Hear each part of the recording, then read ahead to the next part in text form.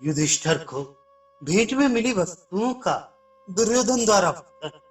दुर्योधन बोला, भारत, मैंने पांडवों के यज्ञ में राजाओं के द्वारा भिन्न भिन्न देशों से लाए हुए जो उत्तम धन रत्न देखे थे उन्हें बताता हूँ, सुनिए। भरत कुलभूषण, आप सच मानिए, शत्रुओं का वह वैभव देखकर मेरा मन मूड सा हो गया था। मैं इस बात को ना जान सका कि ये धन कितना है और किस देश से लाया गया है। काम्बोज नरेश ने भेड़ के ऊन, बिल में रहने वाले चूहे आदि के रोई तथा बिल्लियों की रोमावलियों से तैयार किए हुए स्वर्ण चित्रित बहुत से सुंदर वस्त्र और मृग चर्म भेंट में दिए थे। तीतर पक्षी की भांति चितकबरे और तोते के समान नाक वाले 300 घोड़े दिए थे। इसके 300 ऊंटनियां और खच्चरियां भी थी जो पीलू, शमी और इंगदू खाकर मोटी ताजी थी। महाराज, ब्राह्मण लोग तथा गाय बैलों का पोषण करने वाले वैश्य और दास कर्म के योग्य शूद्र आदि सभी महात्मा धर्मराज प्रसन्नता के लिए 3 खरब की लागत की भेंट लेकर दरवाजे पर रोके हुए खड़े थे। ब्राह्मण लोग तथा हरी भरी खेती उपजाकर जीवन निर्वाह करने वाले और बहुत से गाय बैल रखने वाले वैश्य के सैकड़ों दलों में इकट्ठे होकर सोने के बने हुए सुंदर कलश एवं अन्य भेंट सामग्री लेकर द्वार पर खड़े थे, परंतु भीतर प्रवेश नहीं कर पाते थे। द्विजों में प्रधान राजा कुलिंद ने परम बुद्धिमान धर्मराज युधिष्ठिर को बड़े प्रेम से एक शंख निवेदन किया। उस शंख को सब भाइयों ने मिलकर किरीटधारी अर्जुन को दिया। उसमें सोने का हार जड़ा हुआ था और 1000 स्वर्ण मुद्राएं मढ़ी गई थी। अर्जुन ने उससे सादर ग्रहण किया। वह शंख अपने तेज से प्रकाशित हो रहा था। साक्षात विश्वकर्मा ने उसे रत्न द्वारा विभूषित किया था। वह बहुत ही सुंदर और दर्शनीय था। साक्षात धर्म ने उस शंख को बार बार नमस्कार करके धारण किया था। अन्नदान करने पर वह शंख अपने आप बज उठता था। उस शंख ने बड़े जोर से अपनी ध्वनि का विस्तार किया।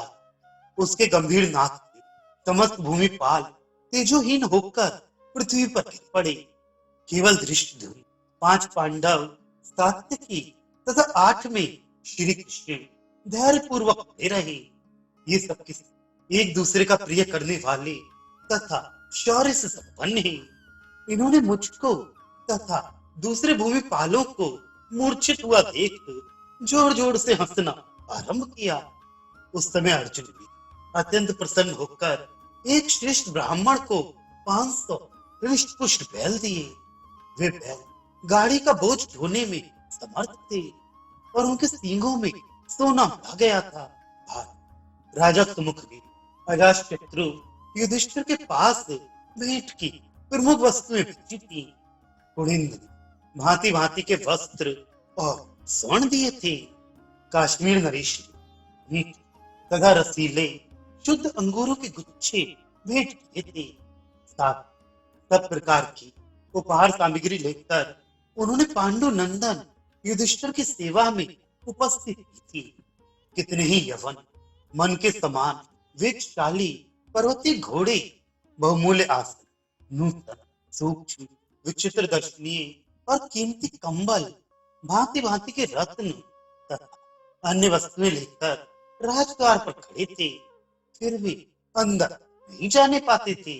कलिंग नरेश चुड़काइयों ने उत्तम मणि रत्न भेंट किए। इसके सिवा उन्होंने दूसरे भूपालों से दक्षिण समुद्र के निकट से सैकड़ों उत्तरीय वस्त्र, शंख, रत्न तथा अन्य उपहार सामग्री लेकर पांडुनंदन युधिष्ठिर को समर्पित की। पांड्य नरेश ने मलय और दुर्दुर पर्वत के श्रेष्ठ चंदन के 96 भार युधिष्ठिर को भेंट किए। फिर उतने ही शंख भी समर्पित किए।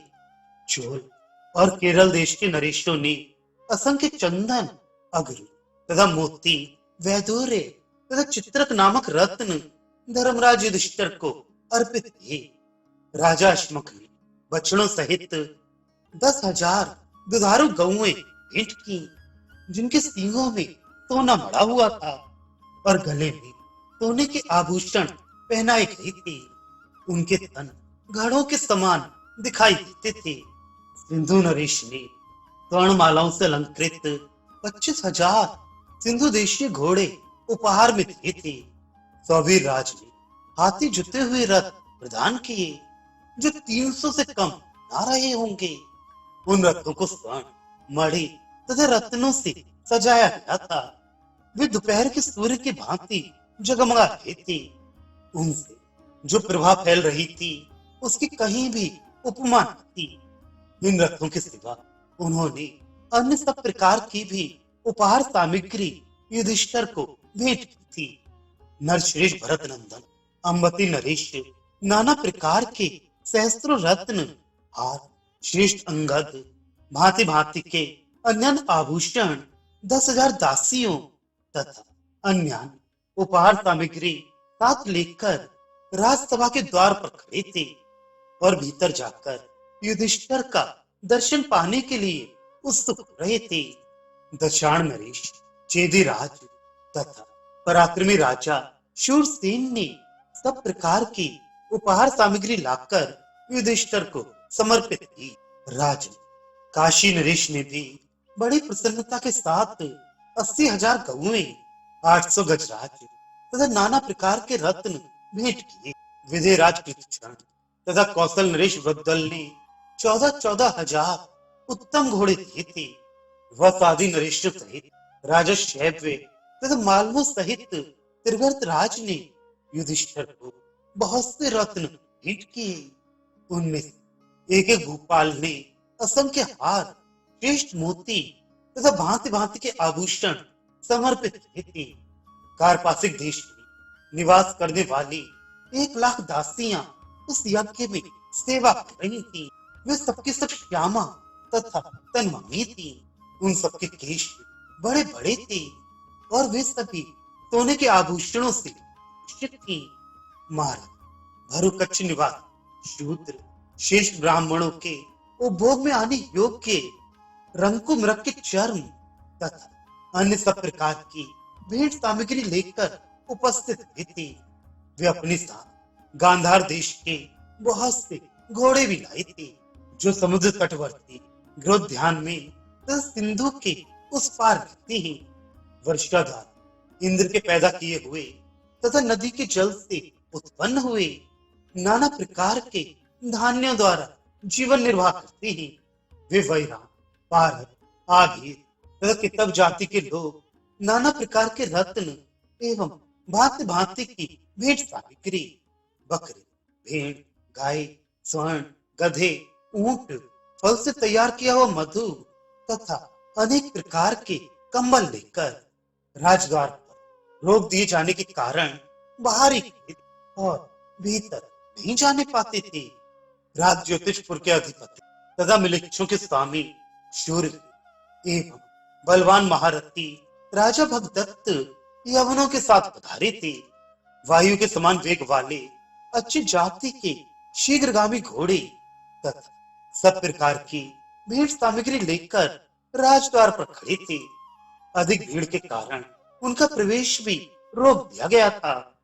उस समय राज ज्योतिषपुर नरेश भगदत्त हीरे और पद्मराग आदि मणियों के आभूषण तथा विश्व हाथी दांत की मूठ वाले खड़ग देखकर भीतर गए थे। द्व्यक्ष, त्रियक्ष, ललाटाक्ष, औषणिक, अंतवास, रोमक, पुरुषाधक तथा एक पाद इन देशों के राजा नाना दिशाओं से आकर राजद्वार पर रोक दिए जाने के कारण खड़े थे। ये मैंने अपनी आंखों देखा है। ये राजा लोग भेंट सामग्री लेकर आए थे और अपने साथ अनेक रंग वाले बहुत से दूरगामी गधे खच्चर रहे थे, जिनकी गर्दन काली और शरीर विशाल थे। उनकी संख्या 10,000 थी। वे सभी रासव सिखलाए हुए तथा संपूर्ण दिशाओं में विख्यात थे। उनकी लंबाई, चौड़ाई और ऊंचाई जैसी होनी चाहिए वैसी ही थी।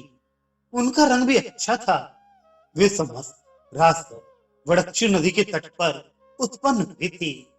उक्त राजल युधिष्ठिर को भेंट के लिए बहुत सा सोना और चांदी देती थी और देखकर युधिष्ठिर यज्ञ मंडप में प्रविष्ट होती थी।